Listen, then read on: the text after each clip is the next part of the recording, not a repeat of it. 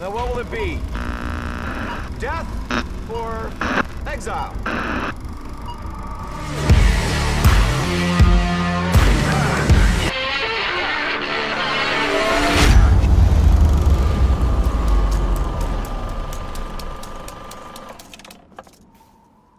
Welcome, ladies and gentlemen, to a very special installment of the Film Exiles podcast. Today, we're doing something that we have yet to do, and with our luck, we probably will not get the chance to do again. But we less than an hour ago, we posted up our very first exclusive piece of news. I'm here with James and Vinaldo. How you guys doing today? Great, I'm good. I'm Good, great. good. Thanks. That's a great scoop, eh? Oh, it's a brilliant scoop. It's a brilliant scoop. So James, why don't you remind the people that have missed it what this scoop is? All right. So scoop is essentially that in the Justice League Snyder Cut, that Darkseid is in fact in the movie. Was he in the history lesson? I don't know. At what point in the movie does he appear? I don't know. Are there multiple scenes with Darkseid? I don't know. I don't know much, but I do know the role was filmed and it was cast, and the actor that was playing the role of Darkseid is Ray Porter. Okay. Now I know a lot of you guys are thinking, who the hell is Ray Porter? He's not a name actor that I guess maybe a lot of us may have been expecting, but he does have an extensive IMDb list of roles, including roles on the show Justified, in the movie Argo, the show Shameless, and if you run his name on Google, you'll be able to find pictures of him, and you can sort of see why he would be cast as Darkseid. He's a pretty big, imposing guy. So, that's essentially the scoop that we have in regards to the Snyder Cut of Justice League. I also think that one of the main reasons he was cast was the fact that he is very well known for his work on audiobooks. Which means Absolutely. that his voice definitely carries weight and can keep people's interest for quite a while. You know, those audiobooks aren't short. So I definitely think that his experience in that field was one of the reasons why Zack thought that he'd be perfect to play Darkseid. Because as we all know, Darkseid's voice has to have That commanding presence. Exactly, it does. Ronaldo, I've always hired, Oh, go, I was go just ahead, gonna say, James, the go ahead. previous actors in the cartoons, right? We've had Michael Ironside and Andre Brower and Tony Todd, right? So you have these actors whose voices really sort of command the audience's have a lot of attention bass. whenever he's on screen. Absolutely. Yeah, these Absolutely. actors that you've mentioned, they're very baritone, so they are very well. I've only seen a few clips from Ray, and his voice wasn't actually the first thing that stood out to me. I thought that, but it wasn't really a big deal for me because these roles, these CGI roles, they can manipulate the sound, they can make it more. They can add bass to the voice and things like that. I think the visual aspect of him, especially when you see his brow and his nose, it looks really like an imposing character. So I think visually Zack's got it spot on again. Yeah, you're absolutely right. And we mentioned this in the article that when it comes to casting, Zack tends to know exactly who will be able to get the most out of that role every single time. It goes far back as 300. Or Sucker Punch and the DC films. We time and time again. I'm one of those people that when the Affleck casting came out, I was like, Affleck, really? but Affleck's performance in that movie was he was the best Outstanding. Batman we've ever gotten, and I feel very bad for whoever needs to step into those boots. Okay, now in terms of this actor, that do you think he was going to play Darkseid throughout the Justice League trilogy, or do you think that this is a case of like the first Avengers, where the original Thanos was Damien Poitier, right? Yeah, and it was because it was such a brief moment that they felt that they would get this guy to play Thanos, and then later on, you know, if they ever got to that point, they would go maybe more A-list or, you know, more recognizable name. That doesn't sound like Zack to me. I think Zack is meticulous, and he's. I don't think, and we're not talking about a 20-film series here. We're talking originally about possible 5-film series or 4-film series, which got cut down to 3.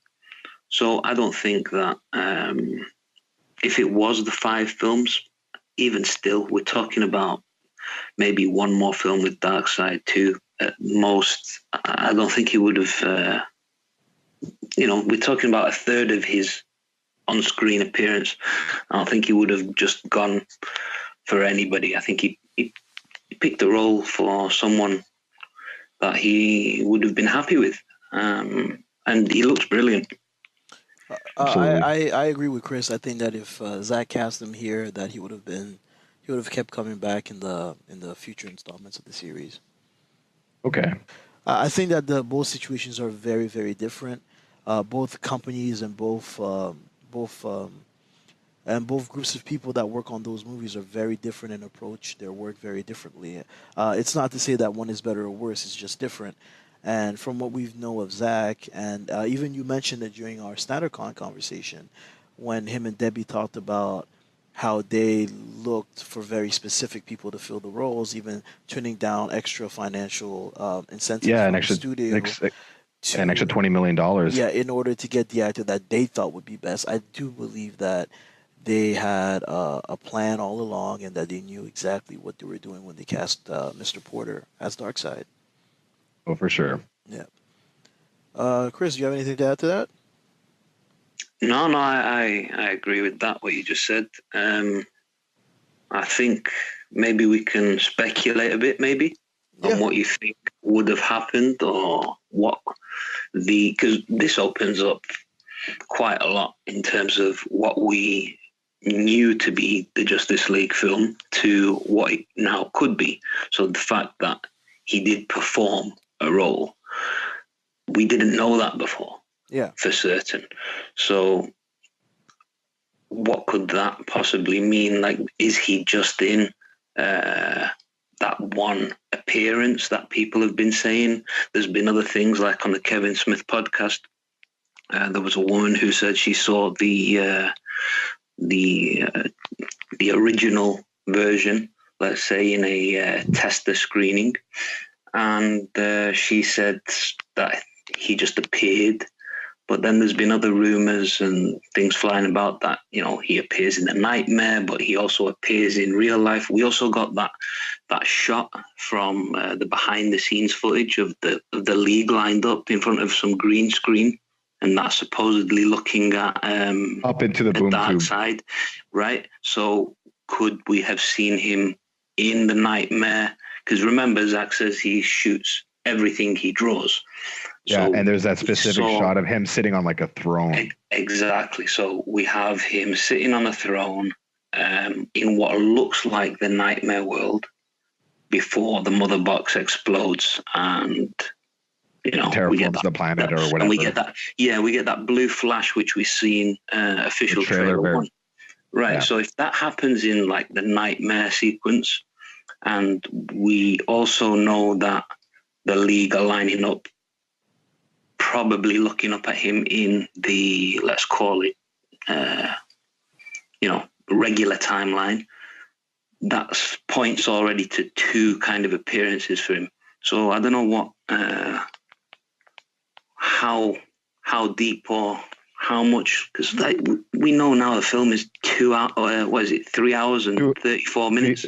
214 minutes long. Yeah, so three and a half hours. That can lead to a whole new arc that we don't even know about. Oh, for sure. I feel like that there's a possibility that there's some sort of foreboding presence of his permeating through the entirety of the film, and then, you know, finally they do get to see him. Like, we get to see him maybe in, you know, nightmare flashbacks, but then at the end, you know, you have all of the characters seeing him in the current time. Yeah. Yeah, I agree. I agree, and I think just knowing that an actual actor was cast, that he was on set, that he worked on the film, I think that really goes to show just how different Zack's movie was going to be from what we got in theaters. Because in the theatrical cut, I think Darkseid's name is mentioned once by Steppenwolf for Darkseid. Yeah. Yes, and that's all. That's all. But and I think a lot of the previous kind of supposition was that, oh, this was just a previous character that, you know, because when you watch the test screeners, sometimes they say they fill scenes in with storyboards, or they fill scenes in with previews.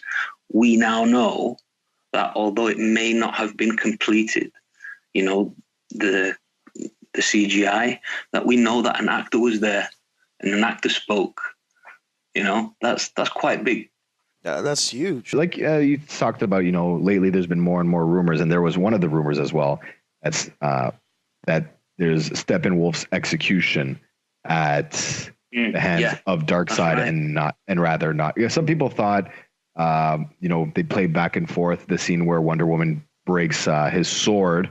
Yeah. Then they notice the initial her double overhand strike versus the follow through that she has when she lands, and the follow through looks more like a decapitation follow through versus an overhand, a double hand overhand sort of follow through. So there's like some people, a debate between her or Darkseid, basically, or Darkseid, or if she really killed him, or, you know, it's all speculation at this point, right? Yeah. So we're having fun with it. Exactly. Now, I know a lot of people are going to say, okay, well, where is this rumor coming from? Honestly, I can't really say where it came from, but I have spoken to a lot of people who were involved in both the production of BVS and Justice League, and who do work at Warner Brothers, and it was confirmed to being, from one of these people. Yeah. Yeah. We actually thought about dropping it in the Snyder Con pod that we dropped a little over a week ago, but we just wanted to, you know, make sure that, you know, we got it right before we put it out there, and when we got the all clear, we thought that it was you know, okay to share it with our audience, that you know, like Chris said, that there was an actor cast and his name is Ray Porter, and that there is footage of him as Darkseid somewhere in WB's lot. or on Zack Snyder's TV, you know, like on his coffee table, right? You saw the videos where he's like, yeah, I got a bunch of cuts, just, you know, sitting at home, right? So feel free to leak it at any time. Yeah, you know what Jason Momoa said when I met him. He says, "Man, somebody's got to leak it." So, you know, if anybody's got it, you know, we won't sell you out. Just post it online. Yeah, man, we can keep it a secret. I mean, it's exactly. You know, like, since we're here talking about it, like, we should maybe talk about the movement, the Snyder Cut movement that has been constantly growing.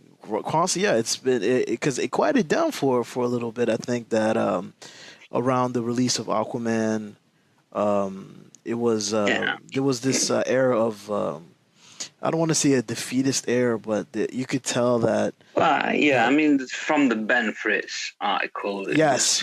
Quite pretty. I don't know how to say. It's just kind of took the air out of our sails, basically, didn't it? And no, I mean, time passes, and you regroup, and it seems that things are picking up again, which can only be a good thing, right? Yeah, A bit of information here and there. Yeah, sorry. I think one of the things that really helped was that video from the signing where Zack confirmed, he's like, it exists, it's done, and it's up to WB to release it, right? Yep. That he as what he'd have. I feel like we spoke this in the last podcast. He's like, there is a tiny little bit of work to do it, maybe just some very minor tweaks, but the movie's locked in at 214 minutes. I am completely under the impression that all the effects are done, minus maybe a slight tweak. Is the Junkie XL score done? There's conflicting reports about that. Right? There's people who say it's not done. Then you look at some of Junkie XL's tweets and the timeline that sort of insinuate that it's done. But for Zack to say to people, it's done, I have it, and it's up to WB to decide to release it. I think that really sort of burst the bloggers' bubbles where they would have to start recanting or trying to spin it in a positive way, which they completely started doing. Oh yeah, it exists, but it's still not coming out. Yeah. Right? Before it was like, it doesn't exist. They'd have to spend hundreds of millions of dollars to. Yeah, and we also got to give a shout out to the Release the Snyder Cut account that has emerged over the past few weeks and has done a great job of like unifying the different houses of the DC fandom. I think that's a pretty fair way of putting it. Yeah, man. Let's do this. So yeah, we should all participate. Whoever he or she is, she's done a great, or they've done a great job in bringing the fandom back together. Yeah, man. There's place in this movement for everyone. I truly believe that. If we all want one thing, everything else really shouldn't matter, really, should it? So that's it. Leave all the other stuff aside, and put differences aside, and let's work for a common goal, right? And I think it's a very worthy goal to fight for. Yeah, man, we got to fight for Zack. We got to do it for Zack, for art, for future filmmakers. Because.